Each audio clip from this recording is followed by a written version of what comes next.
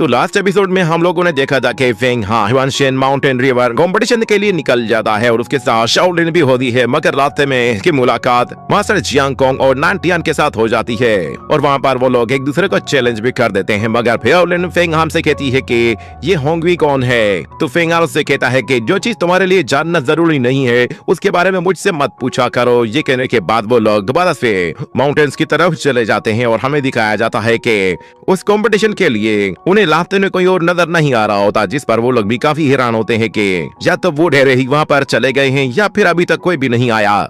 ये कहने के बाद वो लोग सीढ़ियां चढ़कर ऊपर की तरफ जाते हैं और फिर अपने सामने देखते हैं तो उन्हें नजर आता है कि उनके सामने युआनशेन माउंटेन है और उसके नीचे एक बहुत बड़ा पैटर्न बना हुआ है और उस पैटर्न के साथ एक बहुत बड़ा प्लेटफॉर्म होता है जिसमें अलग अलग बैटल ग्राउंड मौजूद होते हैं और उन लोगों को वहाँ पर बहुत सारे डिसाइपल्स भी दिखाई देते हैं जो कि पहले से ही वहाँ पर आ चुके होते हैं। वो लोग उस एरेना को देखते हैं तो वो कहते हैं कि आज से पहले कभी भी इतना बड़ा एरेना नहीं देखा, क्योंकि उस एक ही एरेना के अंदर बहुत सारे बैटल ग्राउंड्स थे और वहां मौजूद डिसाइपल्स कहलाए होते हैं कि इस शेन युआन बैटल ग्राउंड को मास्टर्स की तरफ से सील किया गया है, सिर्फ और सिर्फ शेन हाई डिसाइपल्स ही इसे एक्टिवेट कर सकते हैं। ये कहने के बाद फेंग हान ऊपर की तरफ देखता है तो उसे ऊपर एक बहुत बड़ा स्क्रोल दिखाई देता है जिसमें सारा ही डिसाइपल्स के नाम लिखे हुए होते हैं। इतने में हमें दिखाया जाता है कि ल्यूअर भी वहां पे आ जाती है और वो फेंग हान को आवाज देकर वो की तरफ दौड़ी चली आती है और उससे आकर कहती है कि फाइनली तुम भी यहाँ पे आ गए। तो फेंग हान उन लोगों को देखकर फौरन से उनके आगे झुकता है और उन्हें ग्रीट करता है, क्योंकि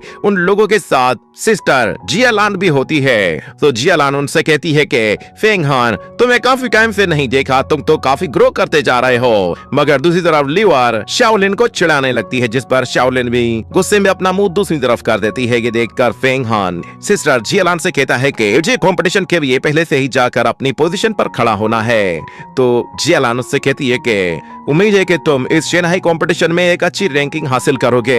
ये सुनने के बाद फेंग हान वहाँ से चला जाता है और फिर सिस्टर जियालान शुआन लोंग के साथ वहाँ से चली जाती है और हम देखते हैं कि फेंग हान जैसे ही अपनी पोजीशन पर आकर खड़ा होता है तो वो देखता है कि उसके सारे के सारे दुश्मन भी वो उसी के ही बराबर में खड़े हुए हैं, जिनमें मास्टर जियांग कोंग और नानटियान दोनों ही शामिल होते हैं। और जियालान जैसे ही वहाँ पर आती है तो वहाँ पे उसके पास एक लड़की खड़ी भी होती है जो कि शुआन लोंग की तरफ देखती है और ऐसा लग रहा था कि जैसे वो लोग भी एक दूसरे के दुश्मन हैं। मगर उस लड़की का सीनियर ब्रदर उससे कहता है कि थोड़ा खुद को शांत रखो। और इस तरफ सिस्टर जियालान कहती है कि ल्यूअर जैसे ही तुम एरेना के अंदर जाना तो कोशिश करना कि तुम उसके बॉटम में ही बने रहना और कोई भी रिस्क लेने की जरूरत नहीं है। ये सुनकर ल्यूअर कहती है कि सिस्टर मैं जानती हूँ आप ये बात मुझसे कई बार कह चुकी हैं, मैं तुम्हें ये बात बार बार इसीलिए बताती हूँ ताकि तुम्हें ये याद हो जाए। ये कहने के बाद वो शुआन लोंग से कहती है कि मैं जानती हूँ कि तुम भी एक्स्ट्रा ऑर्डिनरी हो, मगर भी मैं कहूंगी कि तुम्हें भी थोड़ा सा ध्यान रखना चाहिए, क्योंकि मैंने फेंग हान का ऑरा देखा है, उसका ऑरा बिल्कुल परफेक्ट हो चुका है। मुझे ऐसा लग रहा है कि जैसे उसके पास जो स्ट्रेंथ है वो तुम्हारी स्ट्रेंथ से ज्यादा है। तो शुआन लोंग कहती है कि ब्रदर फेंग हान के साथ बात कर चुकी हूँ, जब उससे मैंने बात की थी तभी मुझे रियलाइज हो गया था कि वो काफी अपग्रेड हो चुका है। ये कहने के बाद अचानक से वहाँ पर एक और बेल बजती है जिस पर सब लोग हैरान होते हैं और वो लोग इधर उधर देखने लगते हैं, मगर इतने में उन्हें माउंटेन की तरफ दिखाई देता है कि उस बड़े से जायंट के पास एक छोटा सा एल्डर आया है जो कि उन लोगों से आते ही कहता है कि हम लोगों को यहाँ पर इकट्ठा इसलिए किया है ताकि मैं तुम लोगों को इस कंपटीशन के रूल समझा सकूं। हम लोगों ने ये कंपटीशन सिर्फ और सिर्फ अपने आउटस्टैंडिंग डिसाइपल्स चुनने के लिए ही किया है। हम लोग जानते हैं कि तुम लोग काफी टाइम से कल्टीवेशन कर रहे हो, मगर इस मर्तबा जो भी लड़का है फिर लड़की इस कंपटीशन को जीतेगा उसे एक बहुत ही खास रिवॉर्ड दिया जाएगा। अगर तुम्हारे अंदर इतने स्किल्स हैं कि तुम लोग फर्स्ट पोजीशन हासिल कर सकते हो तो फिर तुम्हारे लिए जो रिवॉर्ड होगा वो होगा एक लॉन्गेविटी पिल जिसके अंदर जिन एंड यांग पावर है। ये सुनकर वहां मौजूद डिसाइपल्स कहते हैं कि जिन यांग लॉन्गेविटी पिल ये तो बहुत ही शानदार है, इससे हमारा लाइफ स्पेन बहुत ज्यादा बढ़ जाएगा। यहाँ तक बताया जाता है कि इस लॉन्गेविटी पिल को खाने से हमारी एज 60 साल तक बढ़ जाएगी। मगर दूसरा डिसाइपल कहता है कि मुझे तो यहाँ तक सुनने में आया है कि लॉन्गेविटी पिल के अलावा वहाँ पर दान पिल्स भी होंगी। इतने में अचानक से फिर वहाँ पर एक पोर्टल ओपन होता है जिस पर वो एल्डर भी हैरान हो जाता है और सुप्रीम एल्डर को वेलकम करता है। तो हम देखते हैं कि सुप्रीम एल्डर उस पोर्टल से निकलकर सब लोगों के सामने आ जाता है, जिस पर वो सबके सब उसके आगे झुक जाते हैं। और शाओलिन कहती है कि अच्छा तो ये ओल्ड मैन जो हाउस का सुप्रीम लीडर है, मगर वो देखती है कि उसे यांग की कोई आवाज सुनाई नहीं दे रही। यांग ने खुद को फेंग हान की बॉडी के अंदर छुपा दिया था ताकि किसी भी एल्डर को उसके बारे में पता न चले। जिसके बाद सुप्रीम लीडर सब लोगों से कहता है कि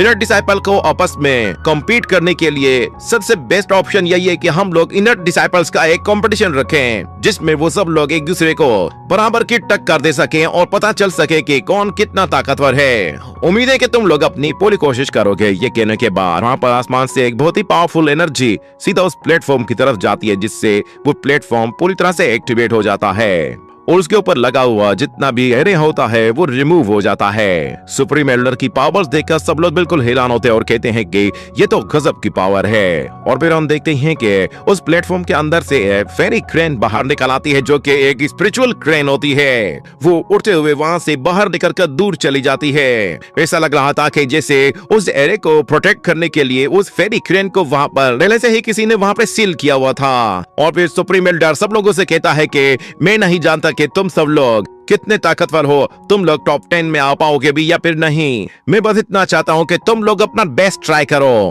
तुम्हें अपनी एक्स्ट्रा ऑर्डिनरी विल शो करनी चाहिए, तुम्हें इतनी मेहनत करनी चाहिए कि तुम लोग उस लॉन्गेविटी पिल को हासिल कर सको। मगर उसके साथ साथ तुम लोगों को अपनी अकल से भी काम लेना चाहिए, क्योंकि पावर ही सब कुछ नहीं बल्कि उसके साथ अकल का इस्तेमाल करना भी जरूरी है। ये कहने के बाद सुप्रीम एल्डर वहां से चला जाता है और फिर वहां मौजूद वो दूसरा एल्डर सब लोगों से कहता है कि ये कॉम्पिटिशन ऑफिशियली शुरू होता है।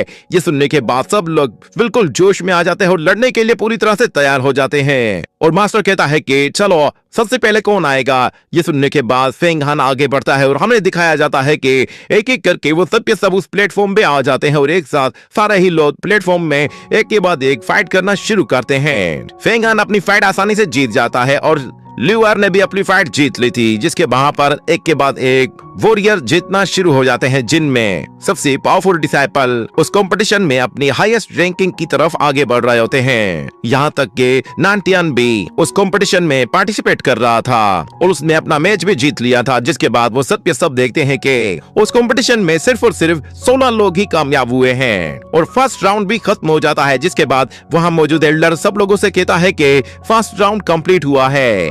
ये कहने के बाद वो अपनी एनर्जी का इस्तेमाल करते हुए वहां मौजूद बैटलग्राउंड्स को एक साथ आपस में जोड़ देता है, जिससे वो लोग बिल्कुल परेशान हो जाते हैं क्योंकि सारे ही डिसाइपल्स एक दूसरे के बिल्कुल क्लोज हो गए थे। रैंकिंग भी वो फेंग हान के बिल्कुल क्लोज आ गई थी। उसे लगा कि शायद उसकी फाइट अब फेंग हान के साथ होने वाली है। वो अपने विप के साथ फेंग हान को मारना चाहती थी, मगर दूसरी तरफ नांटियान उसके कंधे पे हाथ रखता है और उसे शांत होने के लिए कहता है। और फिर वहाँ मौजूद एल्डर कहता है कि जितने भी डिसाइपल इस वक्त प्लेटफॉर्म में मौजूद हैं, ये डिसाइपल अपना मैच जीत चुके हैं। अब इन्हें अगले राउंड की तरफ भेजा जाएगा। तुम 16 के 16 लोग जो होम सेट के आउटस्टैंडिंग डिसाइपल्स में से हो। उम्मीद है कि तुम सब के सब अपना बेस्ट ट्राई करोगे। मगर मैं तुम्हें एक बात बता दूं कि ये फाइट सिर्फ और सिर्फ स्ट्रेंथ के दम पर नहीं बल्कि अकल के साथ भी जीती जा सकती है। जो बंदा दोनों चीजों का इस्तेमाल करेगा वही टॉप में आएगा। और फिर 1-on-1 बैटल के लिए दूसरा राउंड शुरू किया जाता है और उसमें 2 लोगों का नाम दिखाया जाता है, जिसमें पहला नाम होता है फेंग हान का। उसका मुकाबला जिन चिन्हलाई के साथ होने वाला है। लिखने के बाद वहाँ मौजूद जितने डिसाइपल्स होते हैं वो सब के सब उस प्लेटफॉर्म को छोड़कर वहाँ से चले जाते हैं। और फिर फेंग हान के पास ल्यूआर आती है और वो कहती है कि फेंग हान बेस्ट ऑफ लक, मैं चाहती हूँ कि तुम ये मैच जरूर जीतो। फेंग हान कहता है कि हाँ क्यों नहीं, मैं भी यही चाहता हूँ। और शुआन लोंग भी उससे कहती है कि जूनियर ब्रदर अपनी पूरी कोशिश करना। और वहाँ पर हमें जिन मिनहाई को दिखाया जाता है जो कि फेंग हान के सामने आकर खड़ा हो जाता है। उस डिसाइपर को देखकर शाओलिन कहती है कि मुझे समझ में नहीं आ रहा कि ये लड़का मैच जीता कैसे होगा। ये तो वैसे ही बहुत ज्यादा वीक है। मुझे लगता है कि फेंग हान तो इसे बहुत ही आसानी से धूल चटा देगा। अगर दूसरी तरफ मुझे ये समझ में नहीं आ रहा कि आखिर वो ड्रैगन कहाँ चला गया और मैं उससे बात कैसे करूँ। आज के मुझे भी एक चांस मिल पाता तो मैं भी इन लोगों की छुट्टी कर देती। और दूसरी तरफ फेंग हान कहता है कि जान ने मेरी बॉडी में टावर सीलिंग तिलिस्मान का इस्तेमाल किया है, जिससे मैं अपनी कल्टीवेशन और अपनी ट्रू स्ट्रेंथ को सबसे छुपा सकता हूँ। पता नहीं ये तिलिस्मान काम करेगा भी या फिर नहीं। मगर उसके सामने जो डिसाइपल खड़ा हुआ होता है वो उसे देखकर काफी एरोगेंट हो रहा होता है, जिस पर फेंग हान समझ जाता है कि वो तिलिस्मान काम कर रहा है। जब भी तो उसके सामने वाला लड़का इतना ज्यादा इतरा रहा है। शिनहाई फेंग हान से कहता है कि क्या तुम ही वो बंदे हो जिसने एनियर ब्रदर हुआ को चैलेंज किया है। तो फेंग हान कहता है कि हाँ वो मैं ही हूँ। इस पर वो लड़का कहता है कि मैं हूँ जिन शिनहाई, मैंने सुना है कि तुमने युआन जियांगकोंग को बहुत ही बुरी तरह पीटा था, मगर मुझे इतना पता है कि जियांगकोंग की सिल्वर स्नेक स्वॉर्ड वो उसके पास नहीं थी, तभी तुमने उसे मारा था। और उस वक्त तुम्हारे पास तो तुम्हारा एविल गार्ड भी मौजूद था, मगर तुम अब क्या करोगे? तुम्हारे पास ना ही तुम्हारा एविल गार्ड मौजूद है, ना ही अब तुम्हें कोई बचाने वाला है। चलो अब मैं देखता हूँ कि तुम मेरे साथ क्या करते हो। अगर तुम्हारे पास तो ट्रिक है तो तुम अपने ट्रिक भी यूज कर सकते हो, मगर एक बात याद रखना कि मैं सिंगर ब्रदर जियांगकोंग की तरफ से इनसे फाइट करूंगा और उसका बदला लूंगा। जी कहने के बाद वो फौरन से अपनी स्वॉर्ड बाहर निकालता है और फिर फेंग हान से कहता है कि मेरी स्वॉर्ड को लांग रियू स्वॉर्ड कहा जाता है और इसे बनाने वाला शुआन हुन है। वो अपनी स्वॉर्ड की तारीफ करना शुरू करता है, मगर दूसरी तरफ फेंग हान उससे कहता है कि मेरे पास तुम्हारी बकवास सुनने का कोई भी टाइम नहीं है। ये सुनकर शिनहाई कहता है कि ओह अच्छा, कुछ ज्यादा ही एरोगेट हो। जी कहने के बाद वो अपनी स्वॉर्ड लेके उस पर जैसे ही हमला करता है तो फेंग हान उसकी स्वॉर्ड को बहुत ही आसानी से डॉज कर रहा होता है। शिनहाई अपना पूरा जोर लगा रहा होता है उसके इसमें ज्यादा अच्छे नहीं होते, मगर उसके पास थोड़ी सी स्पीड थी जिसकी लिफ्ट के दम पर वो फेंग हान को हराने की कोशिश करता है, मगर अचानक से फेंग हान अपनी फिंगर्स के जरिए ली उसकी स्वॉर्ड को रोक लेता है और जैसे ही उसे छोड़ता है तो वो दोबारा से अपनी स्वॉर्ड के जरिए हमला करने की कोशिश करता है, मगर फेंग हान उसके अटैक को आराम से डॉज करते हुए पीछे हट जाता है। ये देखकर शिनहाई भी काफी परेशान हो जाता है। ओनली वार ये देखकर काफी खुश होती है और वो फेंग हान को चीयर करना शुरू कर देती है, जिसके बाद हमें दिखाया जाता है कि वो डिसेबल जैसे ही दोबारा से फेंग हान का हमला करता है तो इस मतलब फेंग हान लिट को डिफेंड करने के बजाय अब थोड़ा सा ऑफेंसिव हो जाता है और उस डिसेबल पर हमला करके उसे नीचे गिराता है और टेलीटर्स की तरफ आगे बढ़ते हुए उसे एक जोर से मुंह पे लात मारकर उछालकर पीछे फेंक देता है, जिसकी वजह से उसकी स्वॉर्ड भी उसके हाथ से छूट जाती है। ये देखकर वो बहुत ज्यादा परेशान हो जाता है क्योंकि फेंग हान ने अभी अपनी सिर्फ और सिर्फ 10% ही पावर तो यूज किया था और हम देखते हैं कि वो डिसेबल दोबारा से अपनी स्वॉर्ड को अपने पास बुलाता है और हवा में ऊपर जाते ही अपने तिलिस्मन का इस्तेमाल करता है, जिससे वो वहां पर हर तरफ धूल मिट्टी फैला देता है ताकि वो फेंग हान पर अब छुप कर हमला कर सके। ये देखकर वहां मौजूद किसी को भी कुछ भी दिखाई नहीं देता। फेंग हान कहता है कि अच्छा तो तुम इस स्पिरिट मिस्ट के जरिए मुझ में हमला करने की कोशिश करोगे, और इस तरफ लिवाट कहती है कि ये धूल मट्टी कुछ अजीब सी है क्योंकि मैं इन दोनों में से किसी को भी नहीं देख पा रही, मगर शुआनो कहती है कि ये स्पिरिट मिस्ट है, इसका असर हुरेदुपुने बैटल ग्राउंड में हो जाता है जिसकी वजह से वहां मौजूद कोई भी चीज दिखाई नहीं देती। इस तलिस्मान को इसीलिए यूज किया जाता है ताकि भी बंदा अपने अपोनेंट को हराने के लिए उस पर बहुत ही आसानी के साथ छुपकर हमला कर सकता है, चाहे वो कितना भी ताकतवर क्यों ना हो। इस मिस्ट के जरिए बड़े से बड़े डिलेटर को हराया जा सकता है। और दूसरी तरफ फेंग हान कहता है कि मुझे मालूम नहीं था कि इस लड़के के पास इस तरह की कोई ट्रिक होगी, मगर अचानक से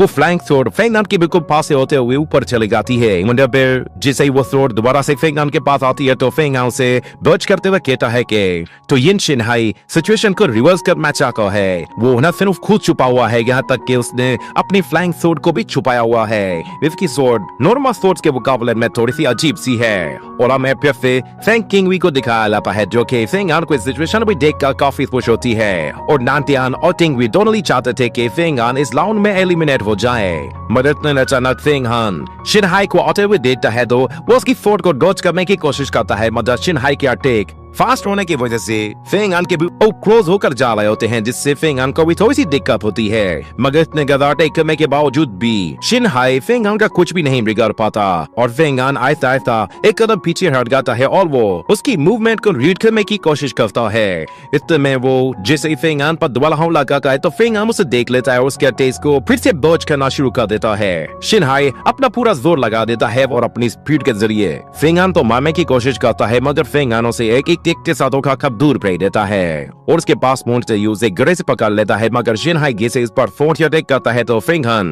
उसे जोर से पकड़कर जमीन पे दे मारता है कि पंच के साथ उसका गांव तमाम करने की कोशिश करता है, मगर शिनहाई वहां से भी निकल जाता है। ये देखकर फेंग हान कहता है कि ये काफी इंटरेस्टिंग है। वो सोडोरा को अपनी तरफ आते हुए देखता है तो वो फिर से उन सोर्ड्स को डॉज करता है। इस मतलब शिनहाई एक सोर्ड के बजाय दो सोर्ड्स को यूज कर रहा होता है। उस दूर मट्टी हुए छुप कर फेंग हान से कहता है कि इस मतलब तुम नहीं बचने वाले।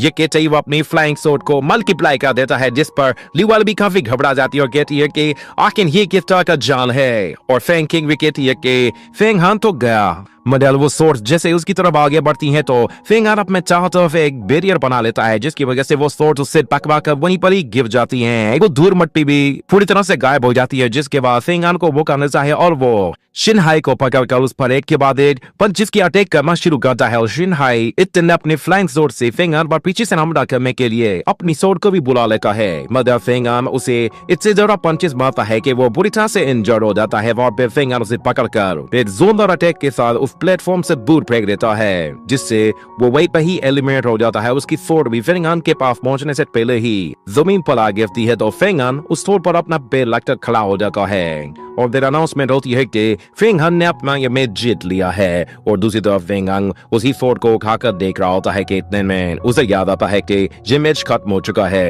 ये कहते ही वो अपनी फोर्ड दोबारा से शिनहाई की तरफ थ्रो करता है और अगले सीन में हमें ब्रदर हुओटियान को दिखाया जाता है, जो कि उस कॉम्पिटिशन को देखने के बजाय एक जगह आकर खड़ा हुआ होता है और पता नहीं क्या सोच रहा था, मगर दूसरी तरफ उसके साथ मौजूद उसकी दो असिस्टेंट लड़कियां वो कह रही होती है कि ब्रदर हुआ वो मैच देखने के लिए नहीं गए, बल्कि वो जहाँ पर आकर रुके हुए हैं। मगर वो कंपटीशन कब का शुरू हो चुका है, हम लोग वहाँ पर जाकर देखना चाहते हैं, मगर हम लोग क्या करें, ब्रदर हुआ यहाँ पर है। कहने के बाद वो ब्रदर हुआ से वहाँ पे जाने के लिए रिक्वेस्ट करते हैं, मगर ब्रदर हुआ उन पर गुस्सा करता है, जिसकी वजह से वो लोग खामोश हो जाते हैं। और इतने में ब्रदर हुआ के पास एक मैसेज आता है, जिसे वो फौरन से खोलकर पढ़ता है, तो उसके अंदर कोई खास बात लिखी हुई होती है, जिसे देखकर वो फौरन से उसी मैसेज को वापस और भेज लेता है। और इसी के साथ ये एपिसोड यहीं पे ही एंड हो जाता है।